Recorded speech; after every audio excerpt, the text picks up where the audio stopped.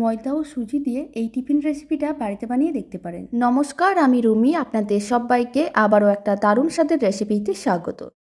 প্রথমে একটা মিক্সিং বোলের মধ্যে প্রায় 150 গ্রাম ময়দা নিয়েছি আর 150 গ্রাম সুজি দিয়ে দিলাম।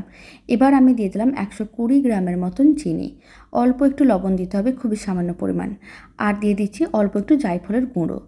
এবার শুকনো উপকরণগুলোকে মিশিয়ে নিতে হবে।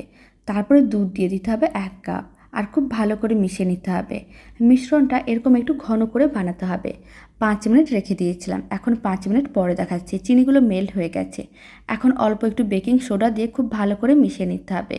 মিশ্রণটা রেডি হয়ে গেছে। এবার গরম তেলের মধ্যে অল্প অল্প করে মিশ্রণ দিতে হবে আর উল্টে পাল্টে লাল লাল করে ভেজে নিতে হবে।